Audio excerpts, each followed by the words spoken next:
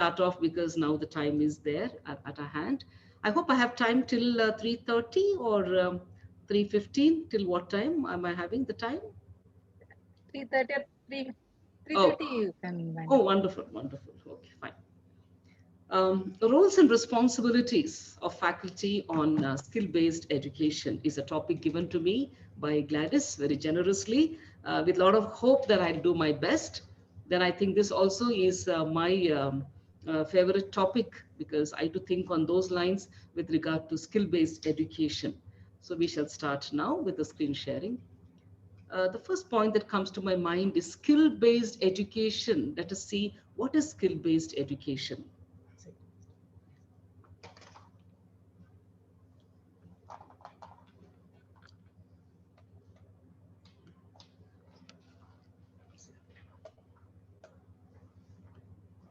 Participants, you can answer through chat box or Yeah, unmute yeah. yourself and reply. Yes, yes, definitely, definitely, yes.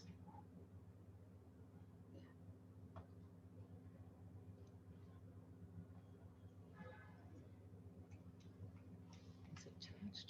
Changed? Yeah, yeah, we shall.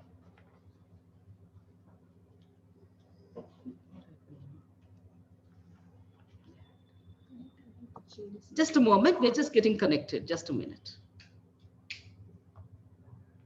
Just press it.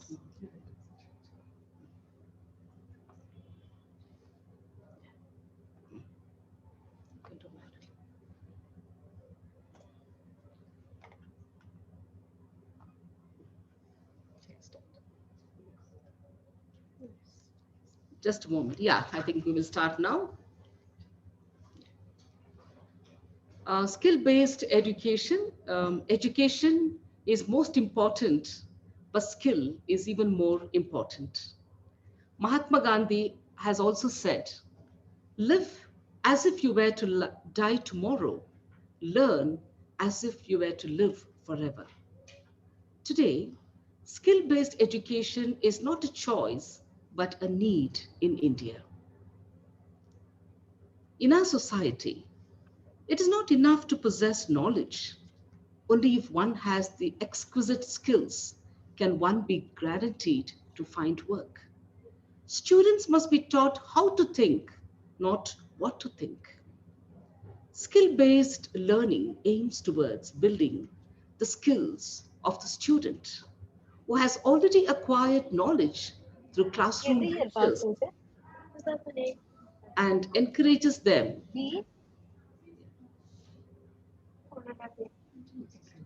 Is some noise happening?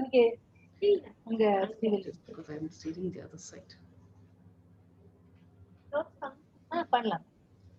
Talking. Skill-based learning aims towards building the skills of a student who has already acquired knowledge through classroom lectures and encourages them to experiment and trains them to apply those concepts to strengthen the learning process. For today's digitally savvy, I think somebody's talking. Maybe you can mute somebody's talking. Yeah. I'll continue. For today's digitally savvy and social media oriented generation, there is a dire need for online based learning to keep students engaged and focused on their goals. The concept of e learning holds great significance in defining the future of education, and therefore, universities prefer skill based learning and application oriented teaching. The concept of knowledge based learning aims to develop an understanding of the theoretical concepts in a linear framework.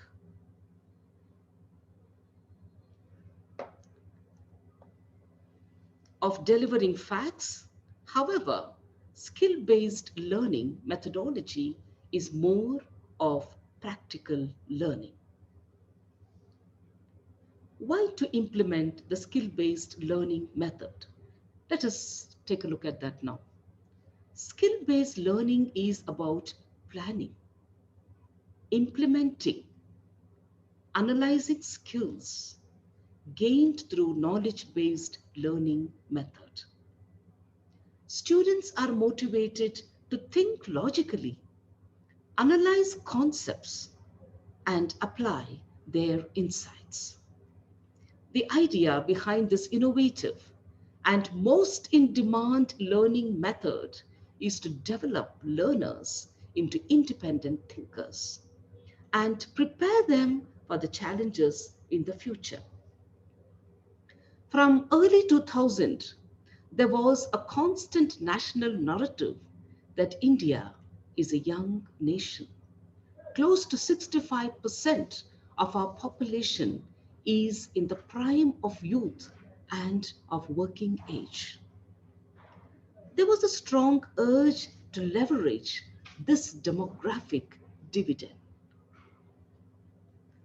Thought leaders such as Dr. APJ Abdul Kalam created India Vision 2020 to leverage this dividend and put India in the world leading order.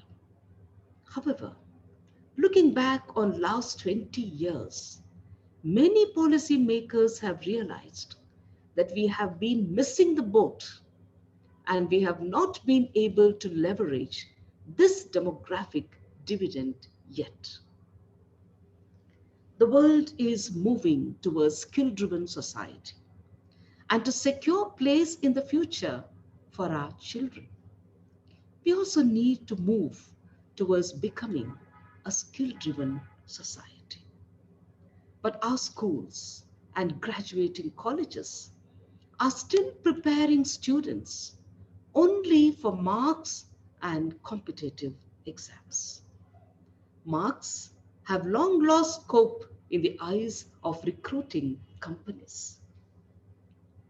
Let us see now why skill-based education is essential. A. Skill-based education promotes greater independence. Students who learn through skill-based instruction are more likely to think at a higher level. They begin to develop problem-solving abilities and they're able to solve problems on their own. This is important, particularly for primary school children who are being introduced to new ideas and concepts every day. Children at this age are just beginning to make connections between what they have been told and what they have experienced. B. It increases learning speed. Students learn much faster when there are multiple ways for them to absorb information. Using a skill-based approach, they can further develop what they already know and help them to grasp concepts quicker. C. It provides real-world experience. Children have little real-world experience, which makes teaching theoretical. Subjects more challenging by creating lessons that engage with reality they can experience and build upon, they will be able to catch on a lot faster. D. Skill-based education sparks creativity. It helps the students in learning how to be independent and approach problems in a very creative way. It shows a way to move beyond traditional methods and think innovatively. E. Skill-based education develops critical thinking. It enables students to hone analytical and critical thinking skills in all the courses.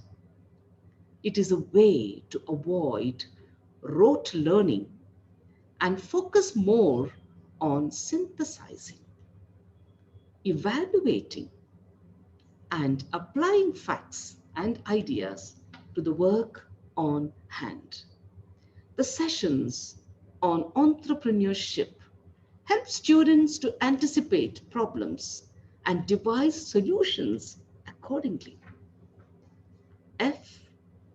Skill-based education enhances collaborative problem solving. Students learn how to work in a constructive manner, and they learn how to solve problems in a collaborative manner. Skill-based learning helps in enhancing strengths and important skills to achieve the set goals. While organizing an event or a field-based activity, students work as a team to deliver the desired results. G. Skill-based education builds effective written and oral communications. Building effective communication skills, whether oral or written, should be an integral part of the curriculum. Engaging students in articulate discussion, active listening, and presentation skills helps in exercising their communication skills. H. Skill-based education hones leadership. Another advantage of introducing skill-based learning in classrooms is to develop effective leadership skills in students and help them see beyond their self-interests. Through activities and events, students build skills that help them to listen, organize, and inspire the team. Now let us take a look at how important the skill-based education is. It is said, the roots of education are bitter, but the fruit is sweet. Tell me, and I will forget. Show me, and I may remember. Involve me, and I will understand, said Confucius. It is true. Our young generation needs to be skilled in order to get employment. It is very important to acquire skills. Only then can we think of a bright future for our country. What we experience as persons may be knowledgeable, but may not be skilled enough to do a particular job. You learn something every day if only you pay attention. Let us take a look at occasional skills need to be encouraged. An intelligent student who is comfortable only in reading books can also study practically. But a student who learns better practically will not be able to study properly just by reading. So, education should be skill-based rather than knowledge-based, so that it will be easy for all students to study faster and understand better. The irreconcilable irony in our country is that while the demand for skilled professionals is quite high, the desire to get skilled is considerably low. Pure academic subjects have always been more popular with learners' parents and with society as more socially acceptable qualifications. Most youth in the country still believe that skill-based education leads to low-paid jobs and it is perceived to be meant for only academically weak students. India's education system is also characterized by a high school dropout rate, with as many as 56.8% of our students leaving school before reaching the qualifying examination of 10th standard. There is a definite need for skill development to be brought to the forefront to enable this section of society to become employable. If we look at the graduate segment, according to India Skills Report by VBOX, only 46% of our graduates are considered employable. The biggest challenge is a lack of employability skills. As a result, the individual's ability in the work environment in terms of communication, presentation, interpersonal skills, teamwork, etc., does not meet the desired expectations. Inculcating employability skills requires huge efforts on the part of our education system to bring in the transition to the role from a student to a worker and prepare the candidates for the modern working world. While these issues persisted, successive governments at the center worked towards creating multiple agencies to address the challenge of skilling India. Challenges still remain in aligning the ambitions of youth with industry requirements. There are few lessons that India can learn from countries who have championed skilling strategies.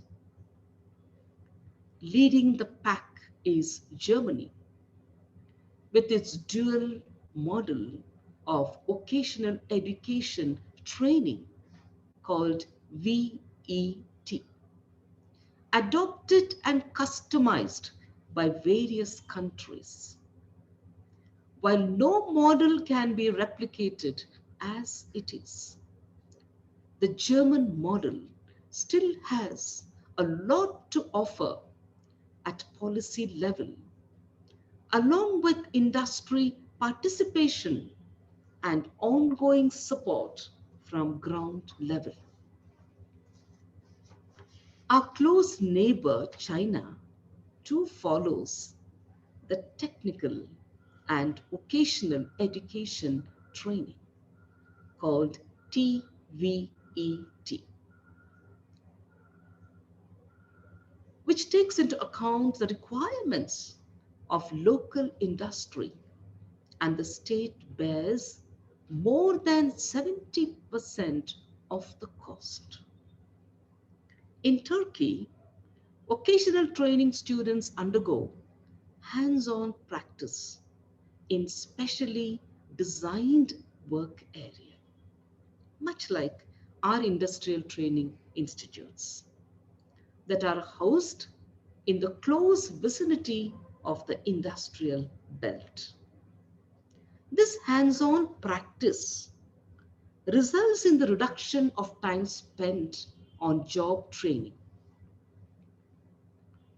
It enhances the shop floor skills of the candidates, thereby making them work ready as soon as they are certified from their institutions.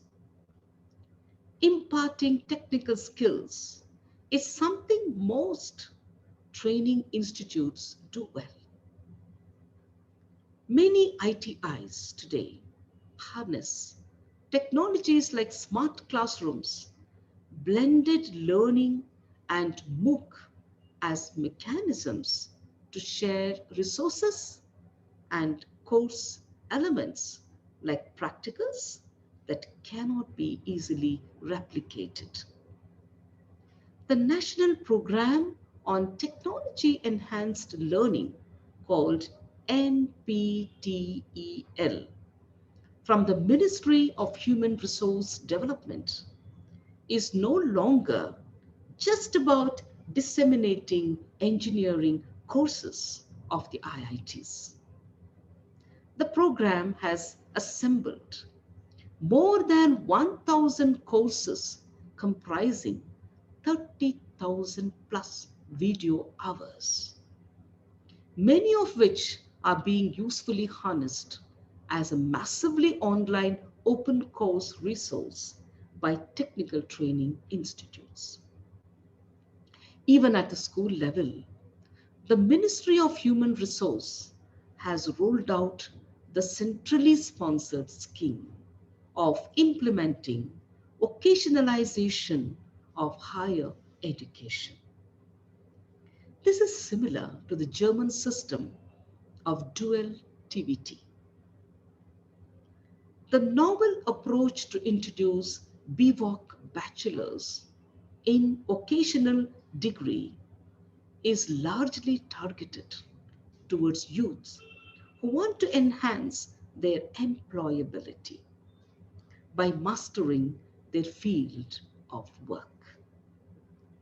Centum has become a key implementation partner working with government of Himachal Pradesh to conduct work integrated BVOC courses for students who have completed their 12th standards and its equivalent.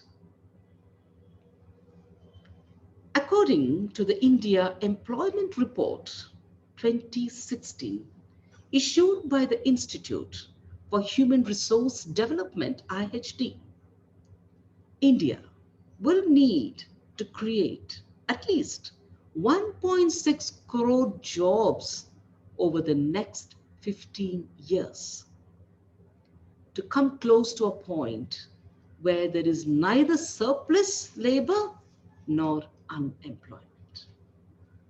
Skilling needs an active education industry partnership.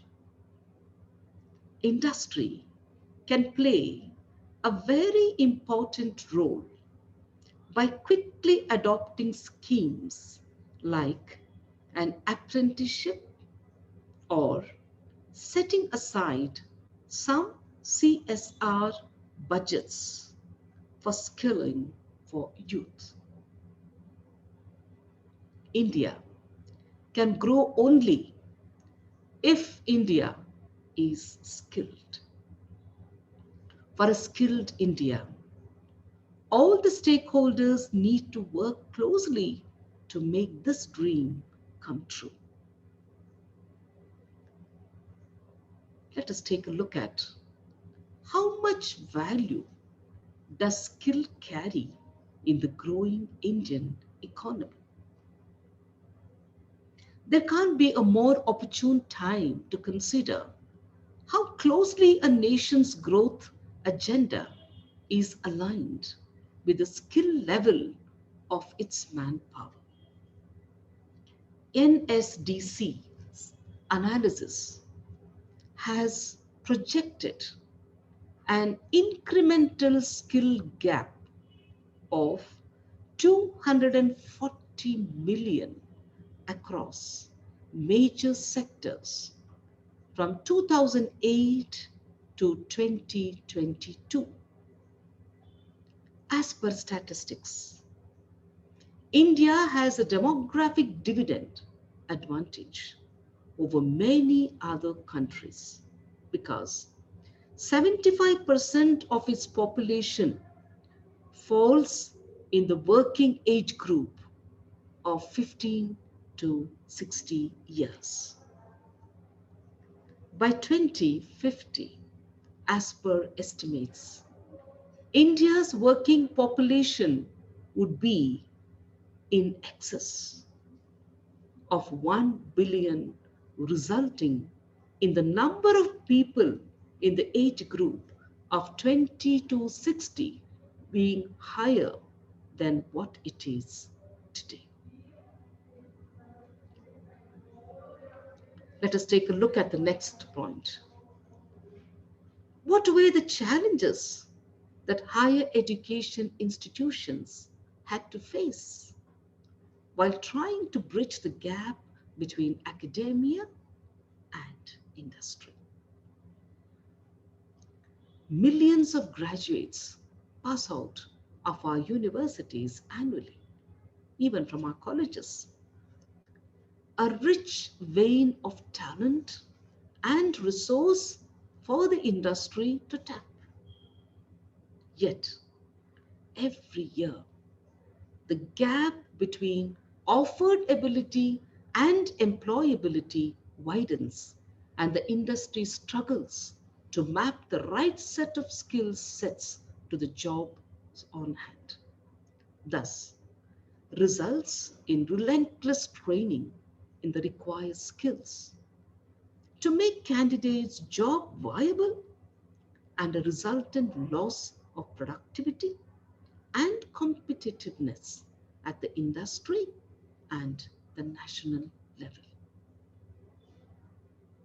Despite being the world's youngest country in terms of demographic dividend, India has only 2% of the workforce skilled, compared with 96% in South Korea,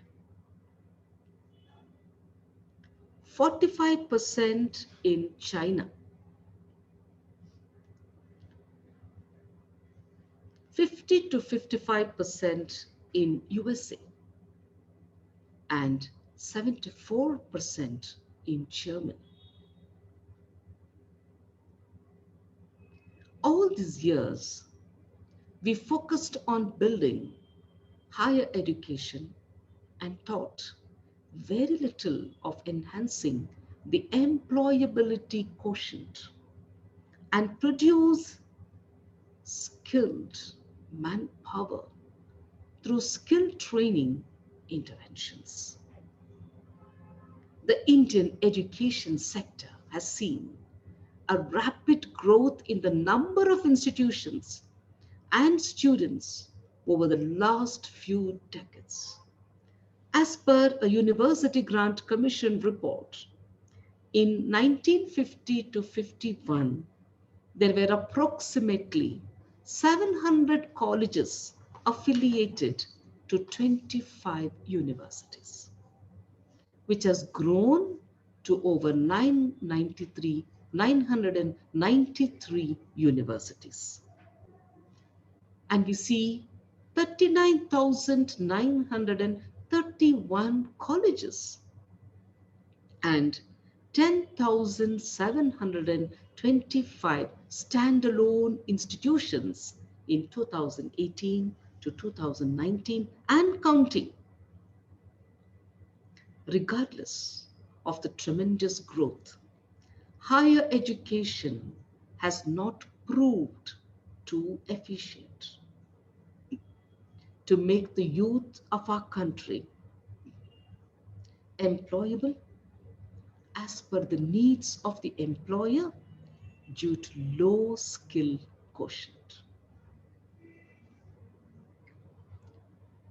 In today's globalized world, skill training is an integral component of increasing efficiency and productivity for sound economic development of any economy. In India, it is still at a nascent stage. Through the demand for skilled manpower is huge, and to cover this gap, it is very important, very pertinent to re-engineer the skill ecosystem. Let us go to the next area. Occasional courses, training platform schemes, sector skill councils that support the cause of skill-based education. It is important that we are aware of these skill-based education. What are the supportive systems? Let us take a look at that. Skill development and occasional training programs are conceptualized, executed, and monitored by various organizations working closely with the government of India. There are various plans and schemes that are dedicated to achieve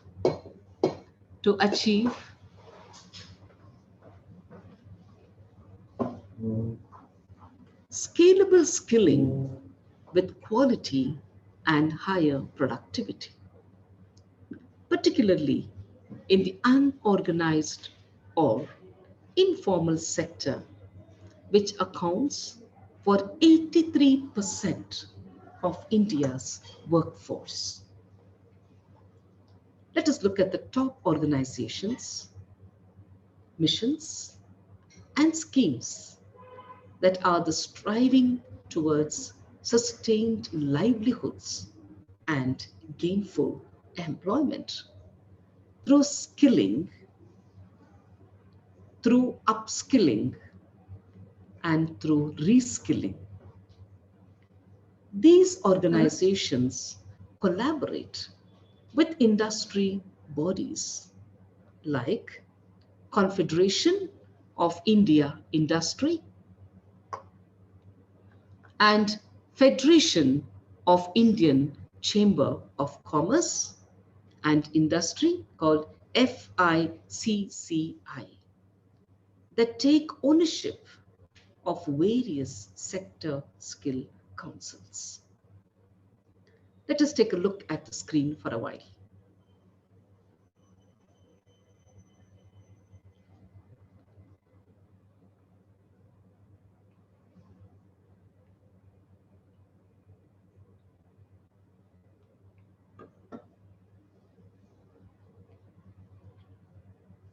You can see the number of programs that are there on the screen.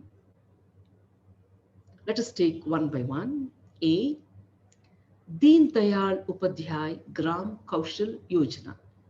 In short form, it's DDU JKY. The Deen Dayal Upadhyay Gram Kaushal Yojana is a placement-linked skill development program for the rural youth.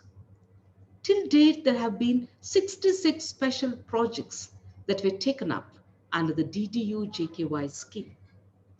15 states have a minimum of 5 approved projects and many in the pipeline. The Deen Dayal project funds a variety of skill training programs all over the country that include over 250 trades such as retail, hospitality, health, construction, automotive, leather, electrical, plumbing, gems, and jewelry making. B. Director General of Training. The Modular Employable Skills, that is DGT MES. Under this scheme, school dropouts and existing workers, especially in the unorganized sector, are trained for employable skills.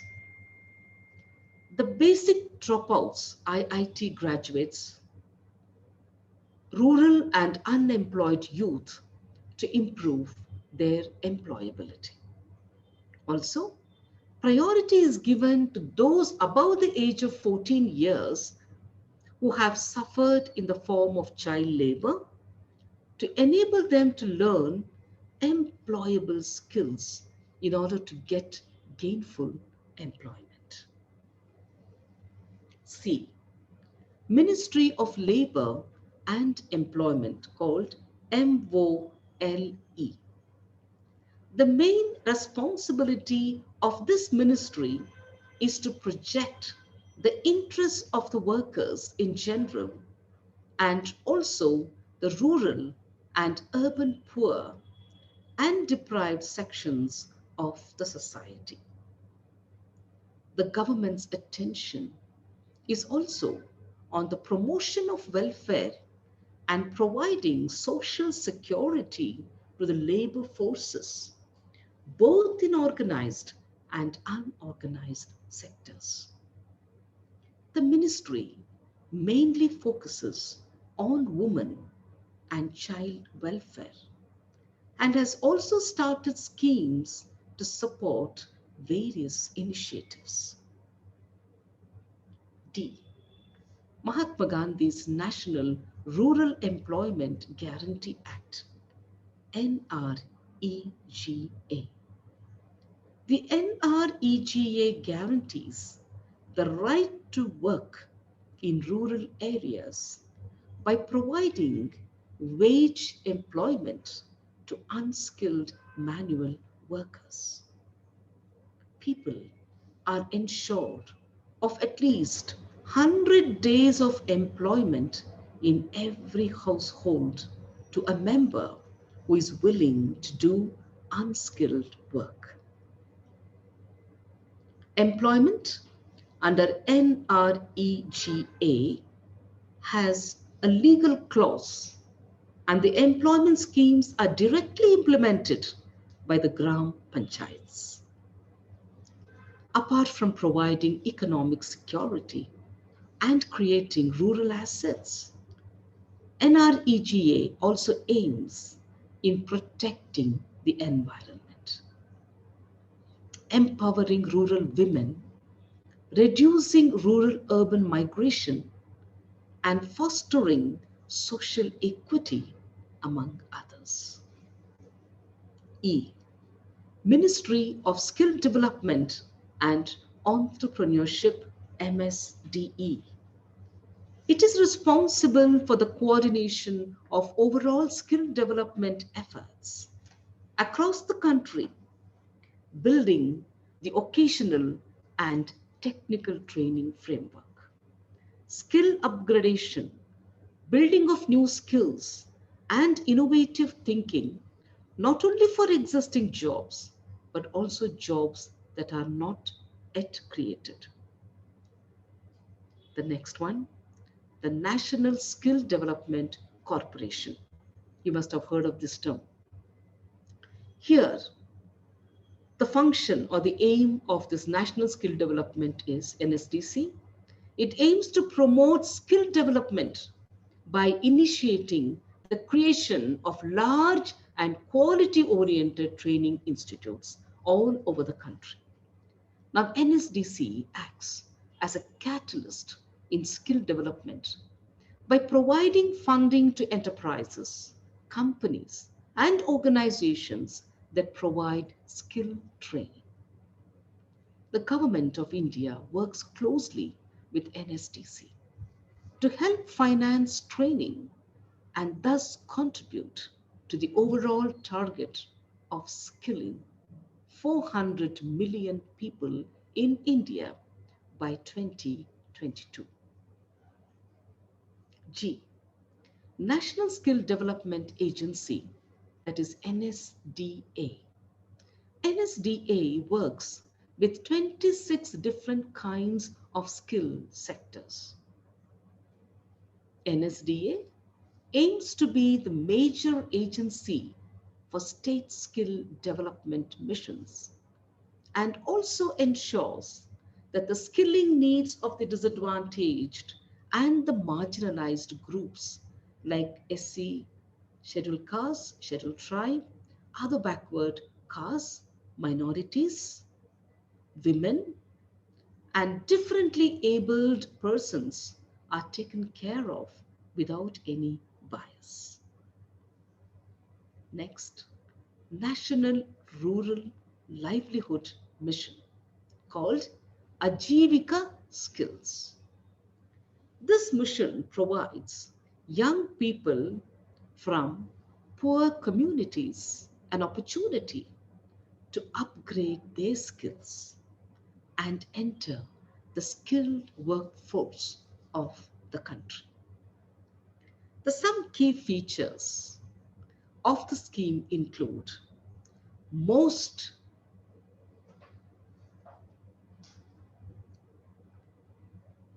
post-placement support, food, and transport during training and assured placement. The next is Pradhana Mantri Kaushal Vikas Yojana. Pradhana Mantri Kaushal Vikas Yojana is a unique initiative by the government of India that aims to train about 24 lakh Indian youth to be industry ready and skilled and to prepare them for the global market. Under this scheme, the trainees are also given financial support and a certificate on successful completion of training and assessment, which helps them in securing a job for a better future. This scheme mainly focuses on the upbringing of youth and to prepare them to face the challenges of the industrial world. The next one is skill-based curriculum development should reflect on creativity skills. What are these creativity skills? How to enhance visualizing, how to stretch imagination, and force new associations. The next one is communication skills. How to speak, how to present professionally, how to write effectively, and how to read, and how to use the body language. The next is higher level thinking skills. In higher level thinking skills, we need to look at how to analyze, how to solve, how to solve the problems, how to think logically, and use inductive thinking and deductive thinking.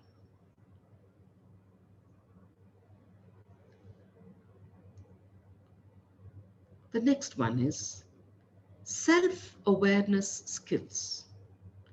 Under self-awareness skills, how to increase levels of perception, how to de-stress yourself, how to keep up the spirit despite disappointments and setbacks in life. The next one is the leadership skills. How to be a leader, how to motivate your team, how to achieve win-win outcomes, how to get people to do what you want. The next important point is researching, how to support statements, how to find answers to questions, how to expand your learning, expertise or your interest, how to determine the truth. The next is spirituality,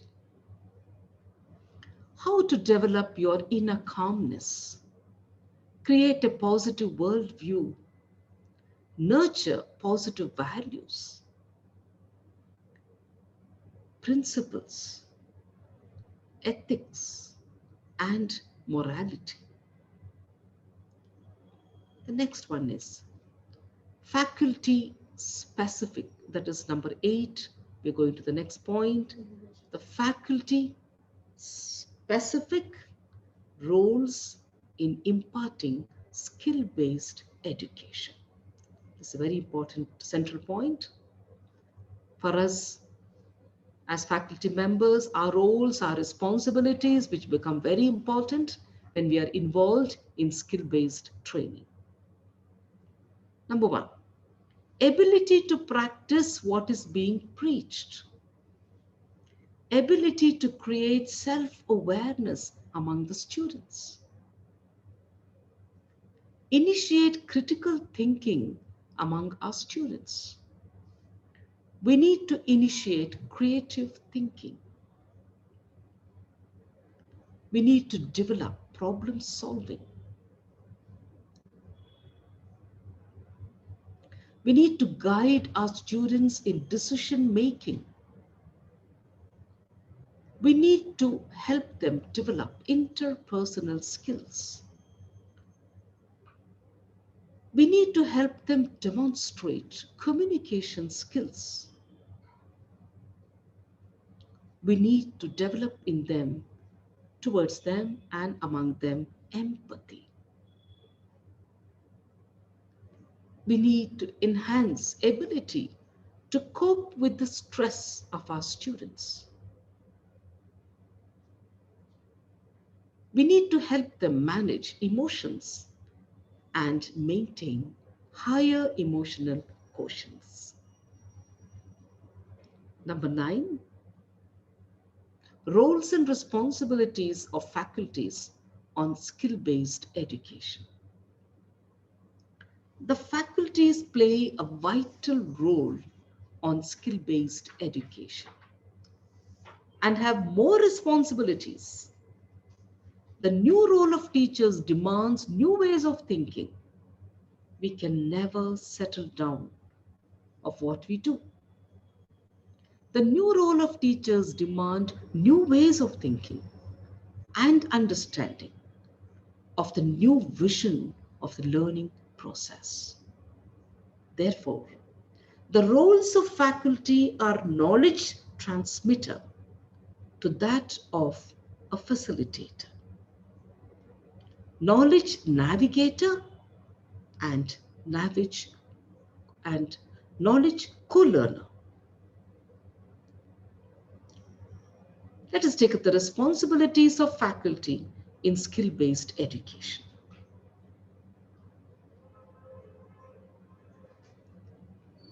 Counseling the students during the admission for vocational programs regarding career opportunities and placements, because most of the youth today in our country still incorrectly believe that skill-based education leads to low-paid jobs, and it is perceived to be meant for only academically weak students. To give a conceptual framework in which they can situate the skills that the course emphasizes. Must have an academic and technical experience in the field of teaching.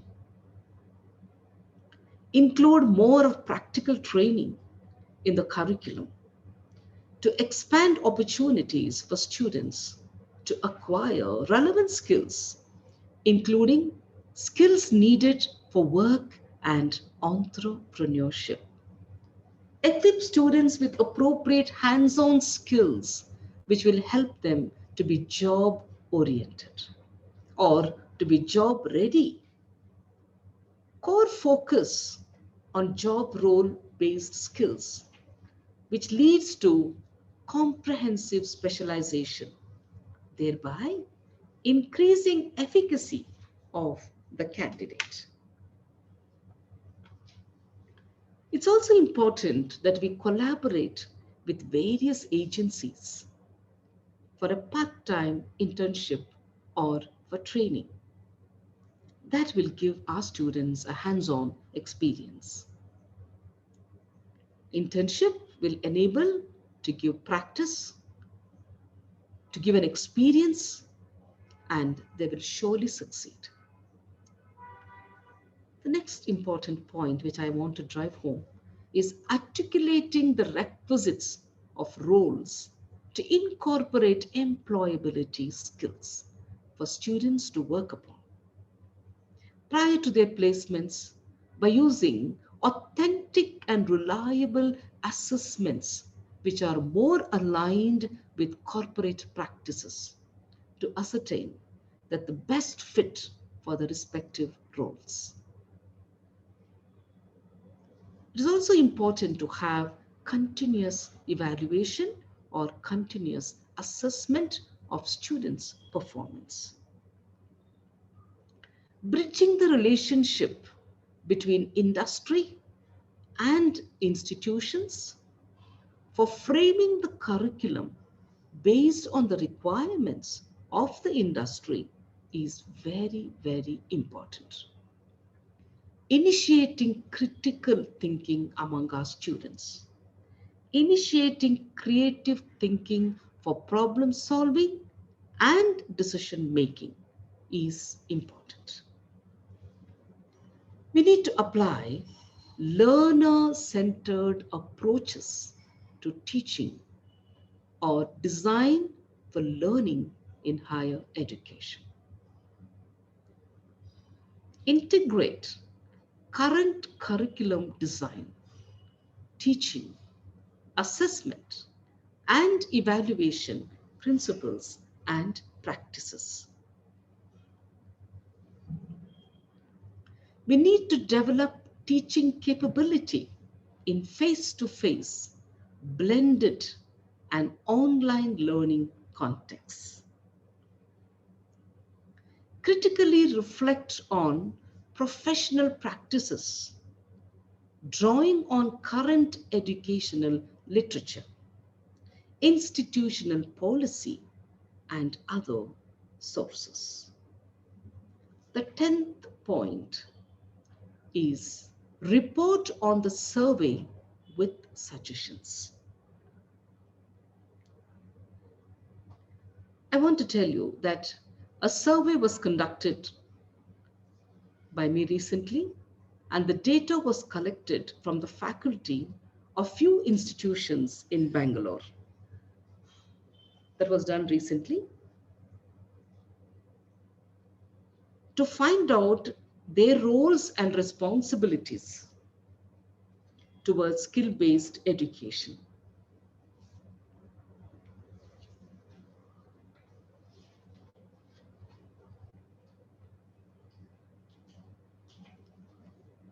The above information was collected through an unstructured questionnaire from the faculty of various technical institutions and colleges in Bangalore having BVOC programs.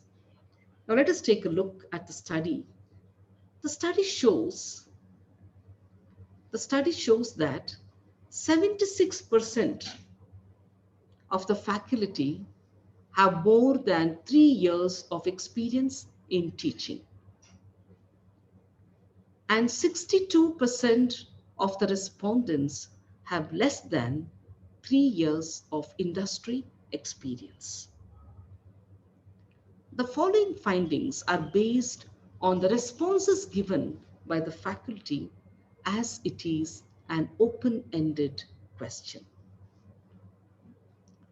96% of the faculty stated that their major responsibility is to establish a skill development cell to strengthen skill-based teaching by providing training to the faculty regularly.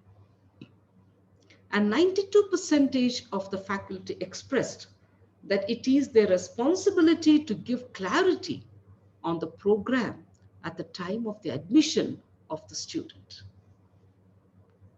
92% of the faculty stated that it is their responsibility to provide a hands-on experience to the students, namely by creating a practical setup and conduct role plays to give more of practical based understanding. 86% of the faculty feels that they must update with current skills by taking training. You can take a look at the graph and you can see 62% of the faculty have stated that it is their responsibility to allocate more time towards skill-based classes. And 25% of the faculty have stated that the curriculum should be based on industry requirement, not just what we want to do, but the industry requirement. Now let us take a look at the suggestions to bridge the gap. The suggestions given by the staff. Teachers and trainers need continued professional development to keep both sets of professional expertise up to date and improving, and to maintain a balanced dual role. For the first pedagogical aspect, this may involve learning new approaches to formative assessment. The report, It's About Work, by the Commission on Adult Vocational Teaching and Learning in 2013 found that access to industry, standard facilities, and resources was one of the key ways to maintain a clear line of sight to work in the development and delivery of vocational courses. This suggests that teachers would benefit more from the types of activities that they are least able to carry out, such as shadowing professions and industry placement. The ability to undertake multi-agency working and to collaborate with other professionals.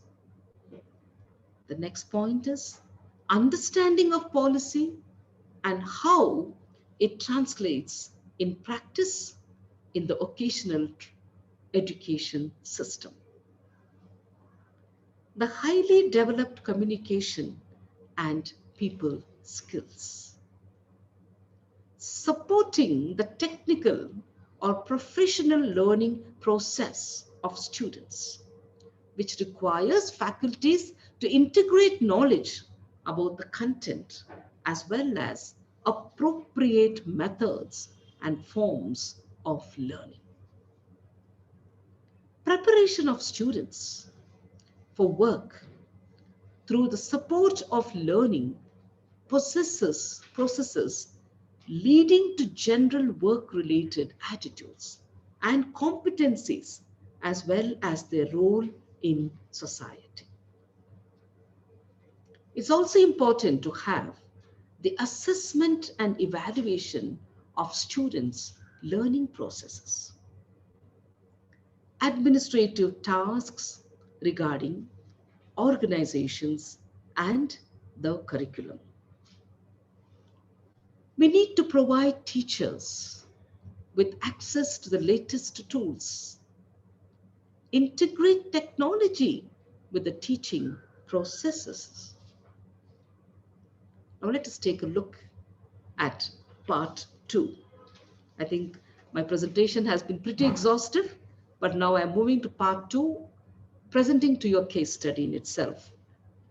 I would like to present a case study on how we pioneered the Bachelor of Vocation program for integrating skills and vocational development with mainstream education. Now, this case study of implementation of skills development at Jyotinivas College, Autonomous, Bangalore. And here, I would like to present my college as to how I got the permission from the MHRD, from UGC to start the vocational courses, Bachelor of Vocational Courses in 2 courses. And this case study of implementation of skill in Jyotinivas College Autonomous of Bangalore will give you a clear picture of how we have endeavored in introducing the skill-based program for our young girls in our college and have made every effort in providing a hands-on experience, creating adequate infrastructure pertaining to the respective skills, and to have made the skill-based learning very experiential, very practical, very creative, and it is job focused and also employable. I would now like to play a video for you. I have just prepared this video for this session from my college and the way we are going about and how the faculties are taking a lot of responsibility in giving a hands-on training, practical training for the students and making this Bachelor of Vocational course, the skill-based course, very interesting, very lively, very dynamic, and the students are enjoying the course.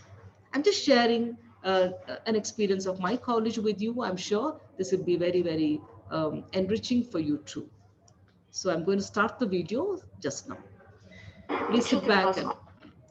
College Autonomous is a premier women's institution which has been imparting quality education to thousands of young women from 1966.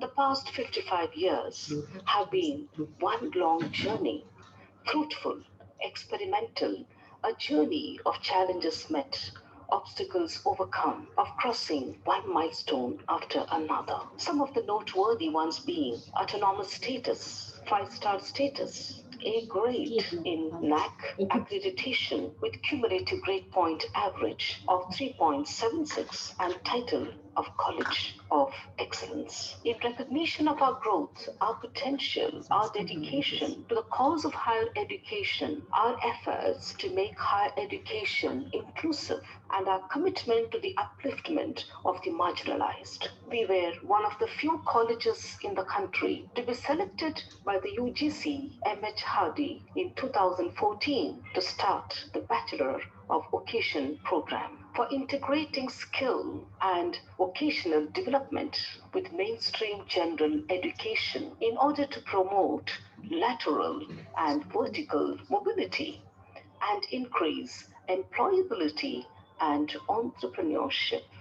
We started Bachelor of Vocation in Visual Communication and Performing Arts by the Center for Media Studies and Bachelor of Vocation in Banking and Finance by the Department of Commerce and Management. We pioneered the BWalk Visual Communication and Performing Arts program in the country. Being the path breakers for this program, there was no tradition that we could follow, and we consequently had to chart unknown territory and set a trail. Being the pioneers for this program, we naturally had to face many challenges, which we enjoyed meeting and successfully overcame.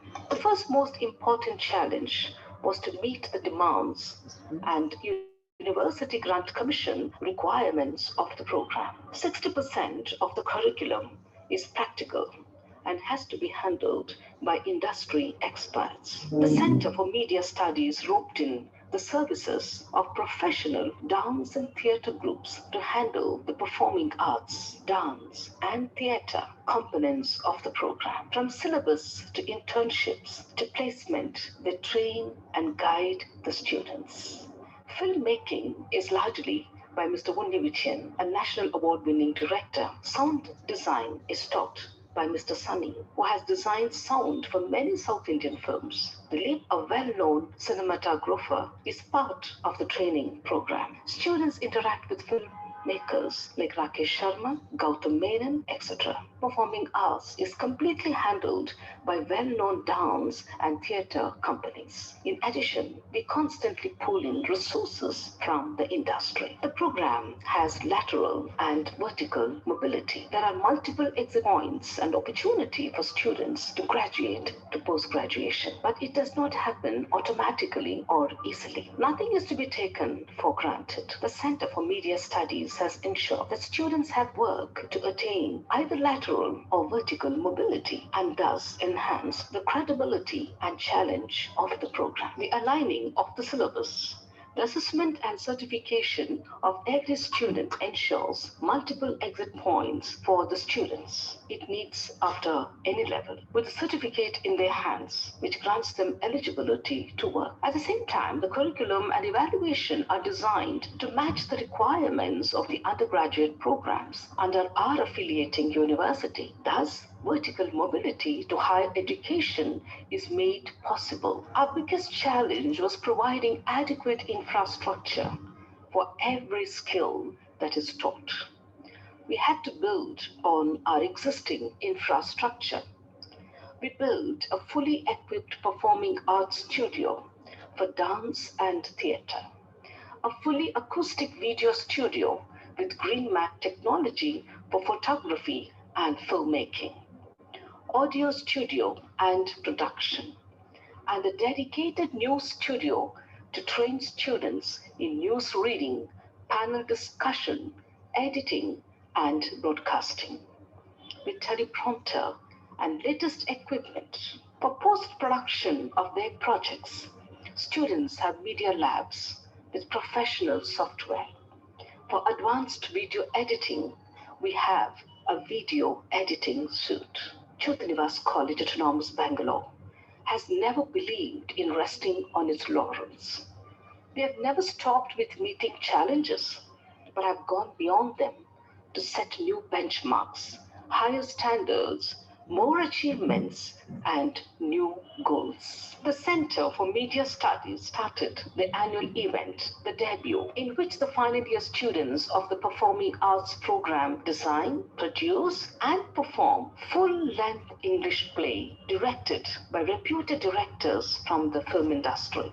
Students make documentary films on meaningful and socially relevant themes every year, many of which have got recognized and screened at national and even international film festivals. The department brings out several publications such as Light and Frame, Art Curated, Photo Roman, Screenplays. Students plan, organize, and execute Mediatron, a national media symposium, and Jyoti Filmato, a national short film festival. The department also organizes annual art exhibitions.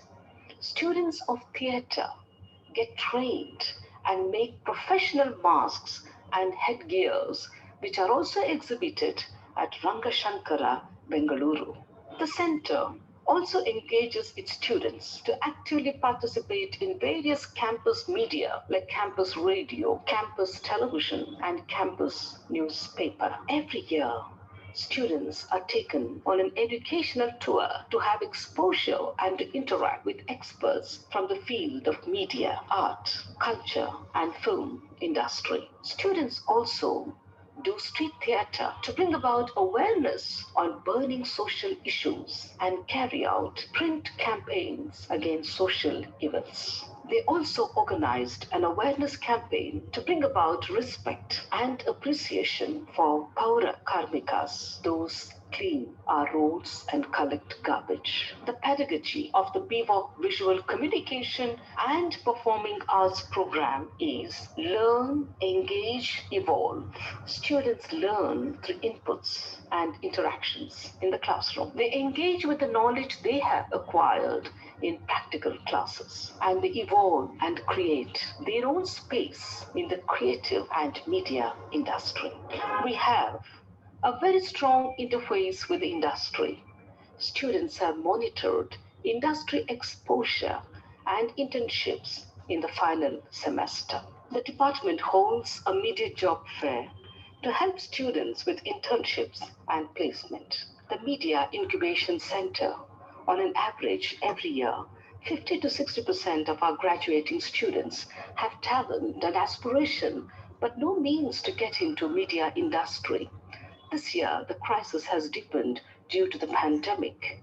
To address this challenge, Jyotirivas College Autonomous established a Media Incubation Center.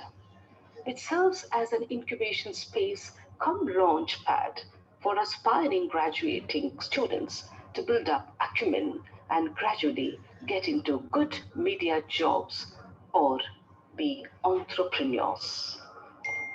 The incubation center provides facilities, equipment, contacts, network, support, and needed consultancy to students. Our Media Incubation Center is a first by a women's college working towards empowering women in the male-dominated media and entertainment industry. The students have also found the program challenging as it is practical, non-conventional, and performance-based. Students are able to learn things better as learning is participative. They feel the program enhances their creativity, imagination, out-of-the-box thinking, and provides them with a platform to explore their writing skill. The program has great scope for the future in various fields such as creative writing, photography, psychology, and theatre. The Center for Media Studies at Jyotirivas College Autonomous, Bangalore was recognized as one of the 10 most promising media departments in the country by Silicon India survey in 2019. Based on our performance over the past 5 years, our successful implementation and impact of the Bachelor of Vocational Courses, Visual Communication and Performing Arts program. The University Grant Commission, after evaluating us in August 2020, gave us permission to start BVOC program in digital film production. The other BVOC program we were chosen to start by the UGC MHRD in 2014 was in banking and finance. Given the rapid expansion of industry and business in today's globalized world, it is necessary to provide our students with a sustainable edge. The BVOC program in banking and finance endows students with the skills needed for professional careers in varied areas such as investment consultancy, financial advisory, bank professionals, business analysts, credit analysts, investment bankers, financial aid officers, treasurers, and financial planners. The pedagogy emphasizes theoretical and practical components to develop entrepreneurial, technical, advisory, and research skills. The program also aims to enhance business and communication skills by way of interactive sessions, workshops, and seminars pertaining to the current trends and practices in banking and finance. To enhance the practical component of the course, every semester the students are engaged in developing a skill component. Semester 1, Microsoft Office. Semester 2, Advanced Excel. Semester 3, Value Added Course in Stock Market. Semester 4, 90-hour or 21-day internship in the banking and finance sector. Semester 5, Value Added Course in Employability Skill Set. Semester 6, Academic Project on a research topic in the field of banking and finance. The curriculum is designed to make students capable of preparing personal financial budgets and get hands-on experience in trading in stock markets. The department organizes Bull Run, an annual gaming event related to stock markets, wherein the participants are tested on their ability to make investment decisions in trading in shares. Being a skill-based program, the biggest challenge has been to get experts from the industry to give students a broader industrial exposure and to provide adequate infrastructure in the form of ICT-enabled classrooms and a state-of-the-art business lab with hundreds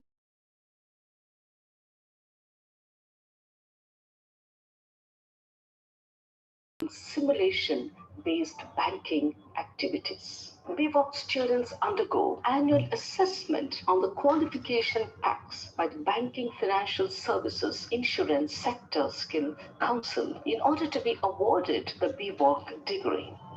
Various student-initiated activities of BVOC banking and finance are conducted under the banner of Jyoti Swayam Sahayaka Sangha.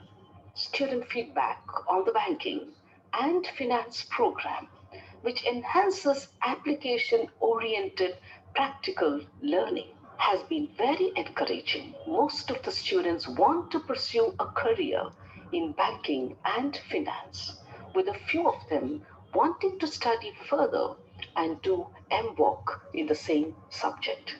Both BVOC programs in visual communication and performing arts and banking and finance are in with their respective skill councils.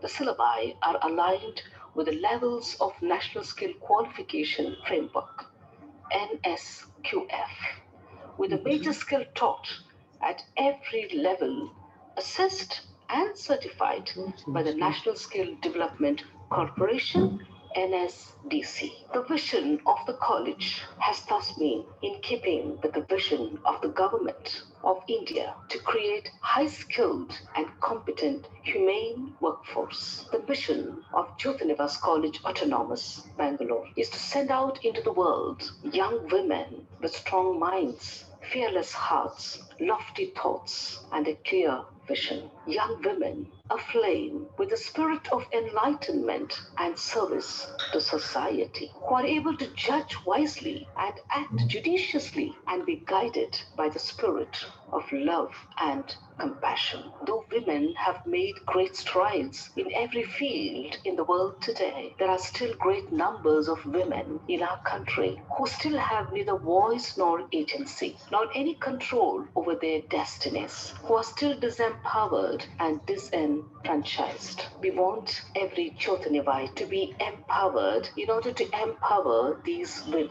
A strong, progressive, prosperous India needs empowered women. We want our young girls to be the women of India, the Jyoti of India, true to our motto, let your light shine. Thank you.